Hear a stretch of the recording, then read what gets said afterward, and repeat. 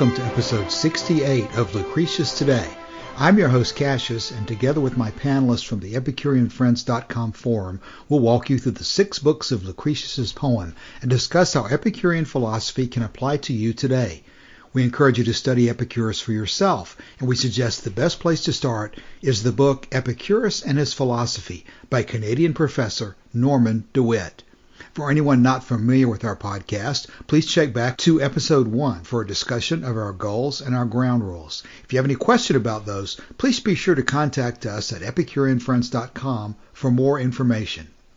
In this episode 68, we'll continue with a passage we originally planned for last week, starting at approximately Latin line 195, with Martin reading today's text. Now let's join the discussion. For were I wholly ignorant of the origin of things, yet I could prove this truth from the heavens, and by many other reasons, that the frame of the world was by no means raised by the gods for the use of man, so faulty it is, and contrived so ill. And first the earth, covered over by the violent whirl of the heavens, huge mountains and woods, the harbour of wild beasts and rocks and vast lakes, and the sea, which widely separates the distant shores, take up great part of it. And then the torrid heat and continual cold rob mankind almost of 2 parts, and make them uninhabitable. The fruitful fields that remain, nature of herself would spread over with thorns if the labour of man did not prevent it. If he did not, to preserve life, force the earth by constant toil with strong tools, and cut it through with a plough. If we did not turn up the fruitful clods with the crooked shaft, and compel the soil to exert its strength, of its own accord it would produce nothing. And yet, when the fruits are raised with great labor, when they look green upon the ground, and all things flourish, either the sun's rays burn everything up with their fierce heat, or sudden showers, or piercing frosts destroy our hopes, or the blast of wind with terrible hurricanes blow them away. And then why does nature nourish and increase the dreadful race of wild beasts, by sea and land, the professed enemies to humankind? Why do the seasons of the year bring disease with them? Why does untimely death wander every way abroad? Besides, a child, like a shipwrecked mariner, on shore by the cruel tide, lies naked upon the ground. A wretched infant, destitute of every hope of life, as soon as nature, by the mother's pangs, has thrown him from the womb into life. And then he fills the air with mournful cries, as he has reason to do, since in the course of life he has such a series of evils to pass through. But cattle of every kind, and herds and wild beasts, grow up with ease. They have no need of rattles to divert them. They have no occasion for the kind nurse, by her fond and broken words, to keep them in humour. They require no difference of dress for the several seasons of the year. They have no need of arms, nor high walls to secure their property. For the earth, with curious contrivance of herself, produces everything in abundance for the whole variety of creatures to feed and support them.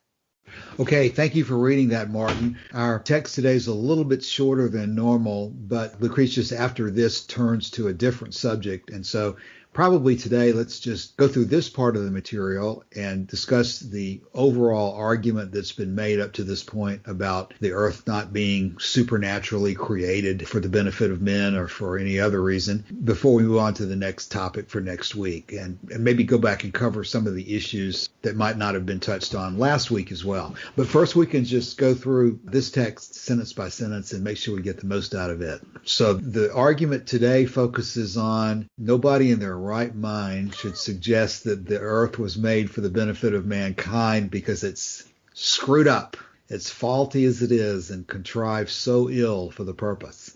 And there's so many ways it can kill us. Yes. I don't know that we hear this particular argument that much nowadays because I guess the creationists and the different religionists don't frequently anymore talk about how perfect, what is it, the best of all possible worlds? What's the cliche I'm looking for there? I bet Don knows it. It's out of all the possible worlds we live in the best possible one. It seems like it has a couple of different phrases to it, but yes, I don't know who said that, but there's this best of all possible worlds. I believe that idea. Was Leibniz. Okay. I forget how to pronounce his name. Okay, and of course, one of the ones I'm familiar with from my local people would be all things work together for good for those who love the Lord. And that's not exactly the same point, but it's kind of similar. I guess maybe just with the modern world, people aren't as quick to suggest that everything is a bed of roses for mankind. There's one argument with cosmology and stuff that goes that that the Earth is the universe is so finely tuned, and it's obviously that it's made for people because people are here, but what everybody sort of counters that with is that if it wasn't finely tuned, then we wouldn't be here to realize it wasn't anyway. So it just so happens that the one that we're in is the one that we're in because that's the way things worked out. If there's an infinite number of permutations and universes and that sort of thing, we're going to end up in the one that's tuned to our existence.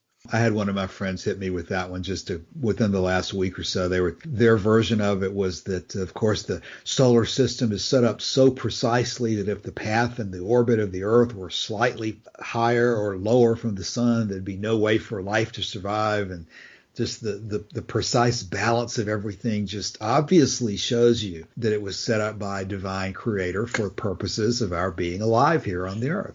Yeah, and the counter to that is if it wasn't, then we wouldn't be here anyway. So it just so happens that that's how you're going to evolve. One of the things I wanted to bring up that I didn't want to forget, that I think that the Latin line where there are so many faults in the universe is so great because it's tanta stat praedita culpa, which there are so many faults that the world has. But the fact that culpa is the Latin word that he uses for faults, that I get this image in my head of the universe, wiping us out and sort of shrugging, going, oh, mea culpa, my bad. Martin, how much do you get into this argument from design? Do you have particular perspectives on that? Yeah, meanwhile, because it has become a hot topic in recent years to look for signs of life far away from us, because now we have the means to detect it. And it's surprising how many planets we have discovered within a couple of years around stars which are far away from us. No? I mean, until say 10 years ago, we didn't know of hardly any other planet outside our own solar system. But now we have thousands of them. And some of them are rocky planets like Earth in the habitable zone. And even so we can detect those only within some circumference, which is small compared to all what we can see from the universe. So that means if we extrapolate this, there are billions and many billions of planets all across the universe which we can see. That ought to be within the habitable zone. Yeah, okay. How many? Of course, of these billions, and there are maybe still billions who are in the habitable zone. And of course, if you were to take the Epicurean position that the universe is infinite in size, then you would presumably take the position that there's an infinite number of planets with habitable zones revolving around suns of their own. There would not theoretically be a limit. Mm-hmm, mm-hmm. That is not the only thing. So, I mean, they can get things out of tune. So, I mean, the current theories basically assume that the constants of nature are really constants, but we are looking at possible changes in those constants. And there are few constants. If they change over time, our physiology will go haywire. That means this will put an end to us eventually. And so there are many ways that the universe can turn in a way that it's no more fine-tuned for us, and then we will go extinct. I mean, locally here where we are. Yes, and what you just said, you probably brought the discussion back exactly where it needs to be in terms of the fine-tuning, and at risk of getting us off track again, I was about to say to you that some of what you were saying brought to my mind the arguments about, well, we found all these planets out there. Why haven't we found life somewhere else on the universe? Because I know that's a current argument as well, right? That you would expect that we've already found enough evidence to violate what we would expect if indeed life was widespread through the universe. Yeah, I mean, maybe what I said was a bit too optimistic. So we have methods to detect planets. And we have some methods to also detect signs of life, but this will be indirect evidence. No? So like the type of evidence we had recently from Venus, where they discovered phosgene on there, no? which is unexpected, and it's still not yet explained. No? How this can happen without there is something like, for example, life or life-like mechanism or something, or anyway, some mechanism which can keep producing phosgene because it will react, it will be oxidized there fairly quickly. So that means it needs to be replenished by some mechanism, and that mechanism is not known. Mm-hmm. Yeah, that was a fascinating finding, the possibility of life on Venus. That was wild. One of the metaphors I've heard is that the analogy I've heard is that searching for life in the universe is like taking a cup of water out of the ocean and looking at it and saying there are no whales in it, so there are obviously no whales in the ocean. Yeah. That's a good one. Boy, I'm just going off on tangents today, but maybe not too far.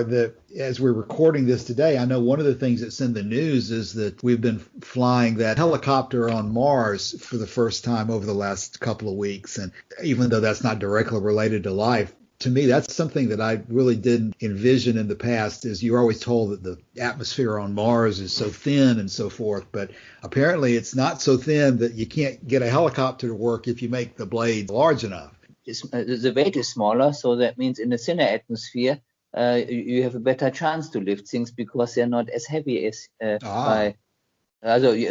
not pulled down by gravity as strongly on Mars as here on Earth. That's true, certainly.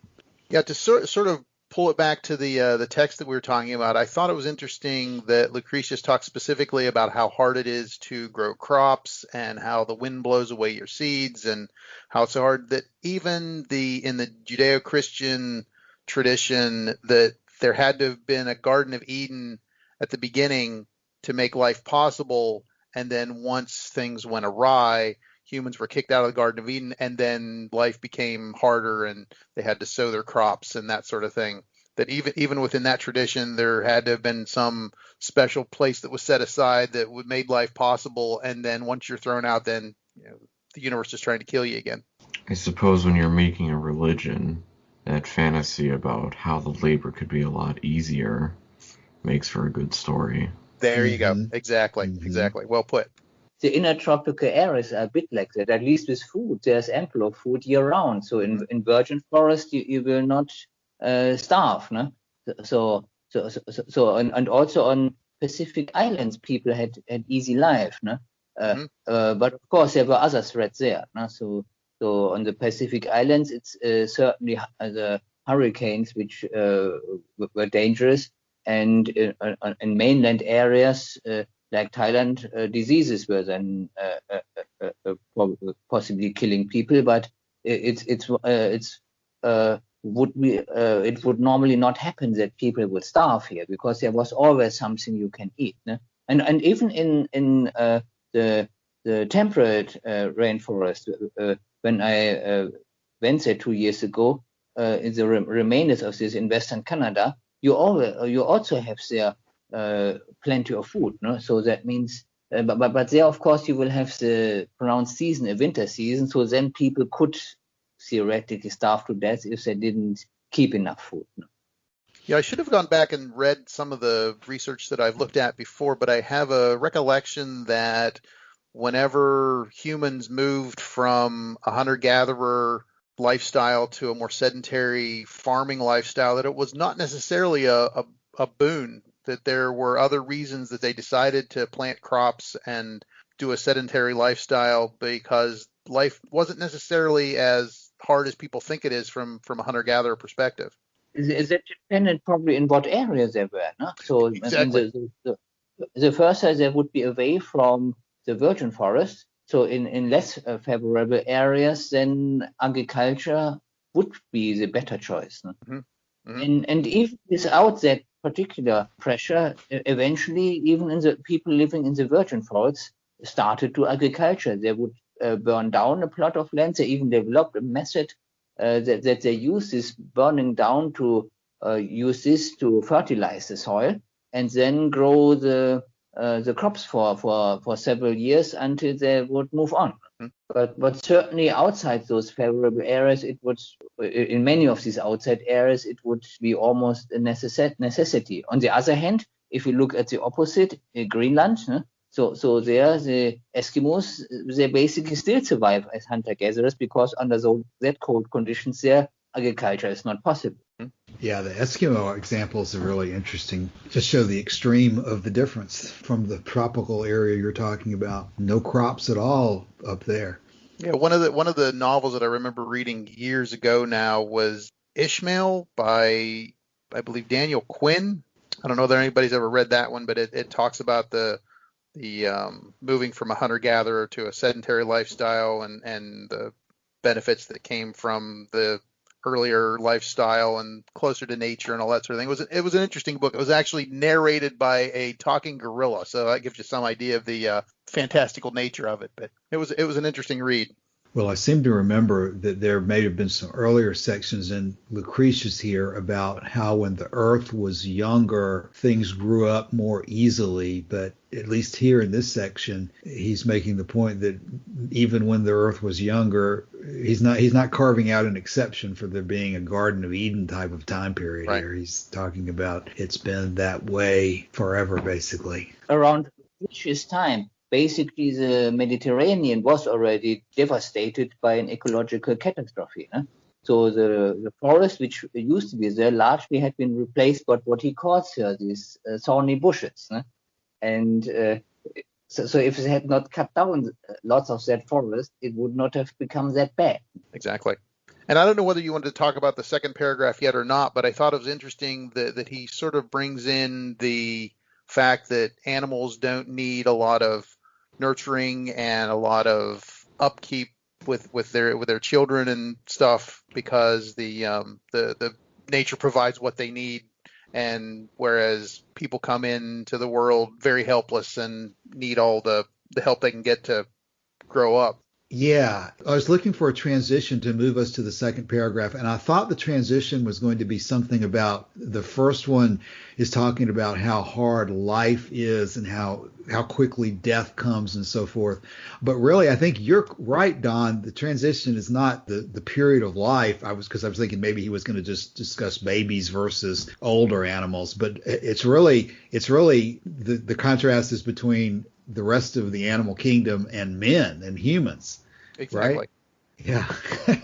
Not only is it not contrived for our benefit, if you wanted to make an argument as to whose benefit it was contrived for, it looks like it's contrived for the animals and things that kill us and things that are not human.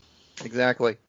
And I thought it was so interesting with that one section where he talks about the nature provides for the animals and how good they have it. And it almost sounded biblical in a sense of, I can't remember the exact verses off the top of my head now, but, neither do they sow nor reap, but they nature provides for them, that sort of thing. Right. They don't toil. I remember being a word that's in that section. Yeah. Right. I forget where that is. That's probably the New Testament, but I'm not sure where. Mm-hmm.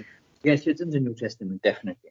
So really the second paragraph is mostly focused on that particular issue, that human children are not equipped by nature to survive without a lot of extra effort, but that the young of other animals are much better equipped by nature than humans are to survive, which would again go to the point that it's pretty counterintuitive to argue that the earth was prepared by the gods for the use of men. Exactly.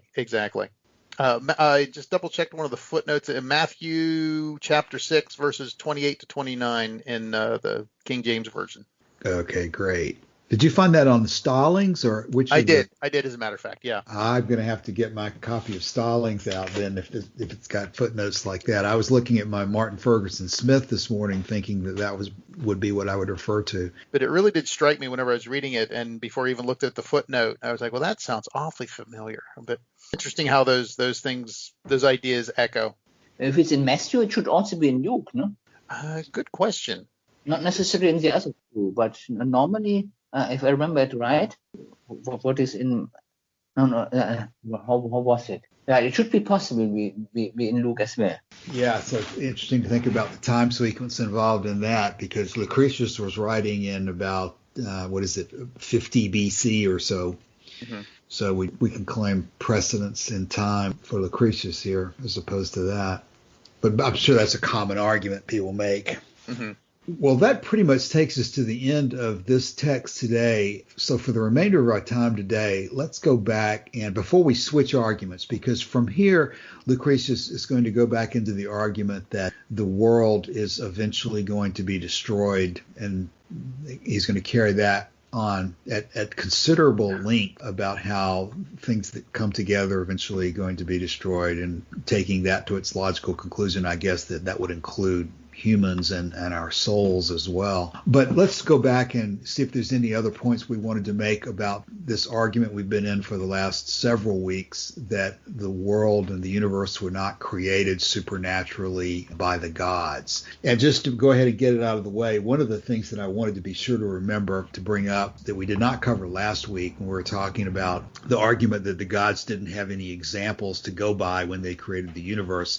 I don't know that it's clear that this example argument would be a reference to Plato and his forms or not, but clearly, as you bounce back and forth in thinking about Epicurus versus the other philosophers, the arguments that Plato had raised that ideas basically exist in another sort of dimension, and that much of life is involved in sort of remembering, that the soul can remember and connect with these ideas from some sort of pre-existence it might have had. And I'm by far no expert on how to describe Plato's theories of pre-existence of the soul or ideal forms or any of that. But it seems to me possible that when Epicurus chooses to argue that the gods could have had no example, he's at least got in mind that Plato has said that examples of things, basically all things, I think is the way it would go, exist in some other dimension. I presume created by the ultimate God, but at the very least, that the existence of these ideal forms is a significant part of human activity and human thinking. I know there's an example that Plato apparently argued that you can see four-footed animals with long necks that you can get on the back of and ride in front of you all day long. You can see any number of those animals, but you're really never sure that it's a horse. But you can be sure what a horse is, because a horse is something that has a specific definition or an ideal form that exists in this realm of forms. So that in Platonic thought, the question's always, is this particular thing in front of you an example of this form that exists somewhere else? And Epicurus did away with all of that kind of analysis when he suggested that there's nothing eternal out there but atoms and void, and so there's certainly no ideal forms anywhere, that everything is a projection of. So that's a rambling reference to Plato's ideal forms that may or may not have anything to do with the argument that the gods would have had no example. Anybody got any thoughts from that part of the discussion last week to follow up on? I can definitely see where you're coming from. I had not thought of that myself whenever I first read that. But the thing that came to me was that he was basically making the analogy between humans trying to build something like a house or a chair or a box, and that you need a plan before you can do that. And I was taking that as just sort of extrapolating to the idea that the gods needed to have some sort of blueprint, and there was no way that they could come up with a blueprint for something that had never existed before. But I can see where you're coming from with the Platonic forms and things. Don, do you have a general understanding, and I'm sure I've largely butchered my few sentences that I used to describe it a moment ago. Do you have a general understanding of how the forms operate in Plato's system of how thinking operates? Not really. My basic understanding, I think, is the same as yours, that there's some sort of ideal form that lives somewhere out in some other dimension, and that what we see in our dimension is just a pale imitation of those ideal forms. Okay, and that's the parable of the cave to some extent as right, well. Exactly. Charles, you have any thought on that? Well, I was thinking, I know we touched up on this last week about if there was nothing there and then there was the gods, they would need to have some sort of blueprint or plan. How that relates back to nothing comes from nothing. Yeah, there's certainly that aspect of the question as well. And do we know whether he's talking there about supernatural gods or whether he's talking more about the Epicurean gods? And is there a difference in import if he's talking about one or the other? Because gods like Zeus and Apollo and Athena and all the pantheon of the Greeks is far different than the Epicurean gods that Lucretius and Epicurus talk about. You know, when you They say are that, both in like go a ahead, Don. creation context, right? Yeah, that was going to be my question too. Even Zeus and the Greek gods, they had their own creation problem as well, right? Isn't that what the young Epicurus was reputed to have questioned from his teachers, that they taught Exactly. him that chaos was the first thing? Did Zeus somehow come out of chaos? I don't know what the Greek viewpoint about whether Zeus was, I don't think Zeus was eternal, was he? Yeah, well, he was the son of Uranus, and he was definitely born. He was one of the ones that one of the sons that the I think it was Cronus Hmm. Yeah. ate all his children, and that his mother hid Zeus away to save him. So Zeus definitely had a beginning. And Kronos, did he have a beginning? I don't mean to put anybody on the spot because I still don't know the answer to these questions either. Ooh, I don't know much about the Titans. But Right. my inference from this discussion about chaos is that the Greeks thought that there was originally a chaos and And, that and then something and then happened. order came out of chaos, and Hmm. Epicurus was needling his teachers, saying, "Well, where did chaos come from?" And they basically told him to shut up. Hmm. So I don't know. Maybe then that maybe Plato's forms were. I guess. I guess maybe it's obvious. Maybe his theory of the forms was itself a sort of an innovation and not part of any kind of original Homeric or other myth. That's always been my take on that it was an innovation from Plato himself, that he needed to explain how the world was imperfect, and his explanation was that, well, there's a perfect form, a perfect world of everything out there somewhere, and we are just a pale imitation of it in the cave, and until we break our chains and get out of the cave, we can't really see the wonder of the universe in all of its perfect splendor. Okay, and then when you talk about it that way, Don, wasn't there some issue that he had to also explain why the universe was imperfect, and he couldn't have a perfect God create an imperfect world, so there's some kind of a lesser gods that created the Right, the world or something the like that? demiurge, I believe, or something like that. Demiurge is a word I've heard in that context, yeah. Hmm.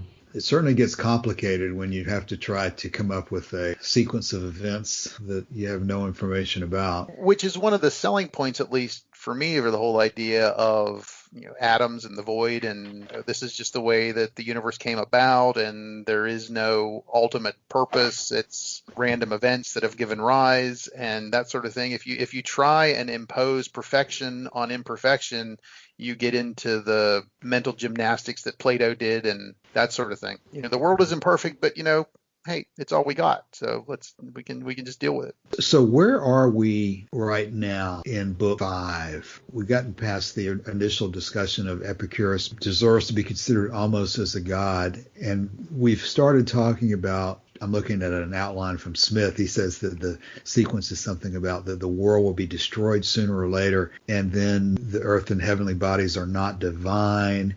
The world is not home to the gods. And then what we had today was the argument that God did not create the world for the benefit of human beings. So I don't know, Smith puts that under a category heading of discussing the nature and formation of our world as where we're generally are and where we're going. And then next week we turn to a, like I say, fairly long discussion that the 4 component elements of the world, earth, air, water, and fire, are mortal, and so that the entire world is mortal. So we're going to go off into a long discussion next week of the world being mortal. But I guess we're at the point in the discussion where we're discussing just the nature of the world and why we should not consider it to be anything other than natural. Yeah, I was just looking at the marginalia notes in my copy of Martin Ferguson Smith's, and it's like the world is too faulty to be of divine origin. 2/3 of it are useless to man. Of the rest, much is wild, and without hard labor, all would be full of weeds.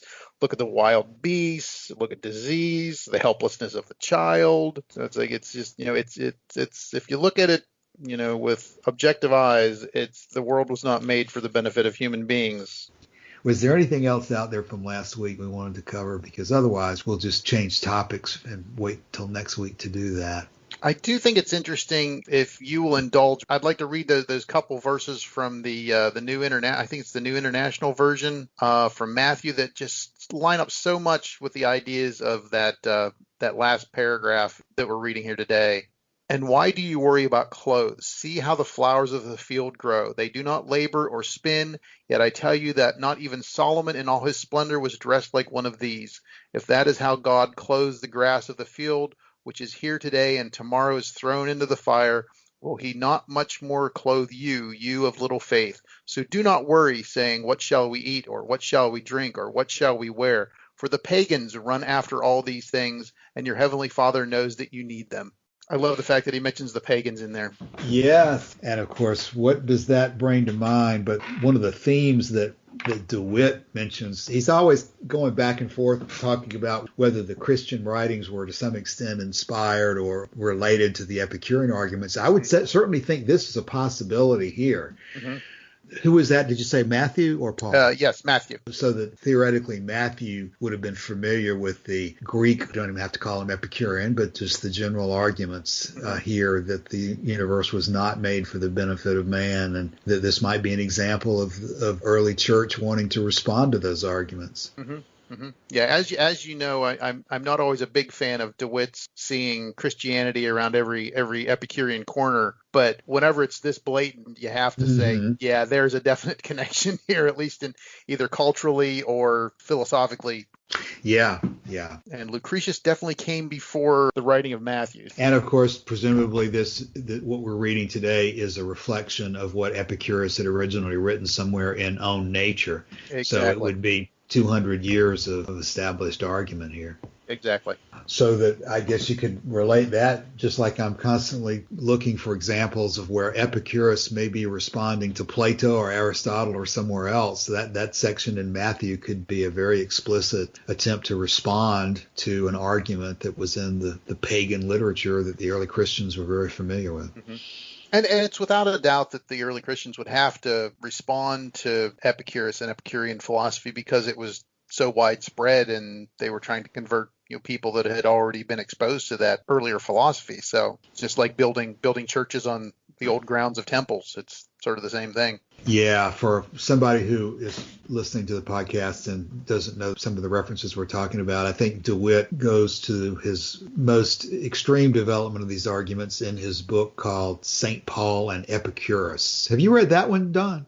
I did, but it has been even longer than I've read the other stuff. So okay, yeah. Well, that's where he goes through different chapters and verse of the New Testament, and literally chapter and verse, and picks out probably. He's very creative in picking out an awful lot of arguments that probably some are not quite as strong as others are, but some of them I think are relatively strong. Yeah, I don't remember if he picks this one out or not. Yeah, and that's always been my sort of thing to argue with DeWitt about it. He tries to glue so many Christian things onto Epicurean foundations that after a while it's just like, come on. Yeah, I mean, I think it would be a much stronger argument if he picked out several that were very explicit, like this one, and just stuck with it. But I'm like, oh man, just give it a break. I always get confused in my Christian teachings as to whether there was supposed to be more than one Antichrist or not. But it struck me of particular significance when I was reading those parts of St. Paul and Epicurus, where basically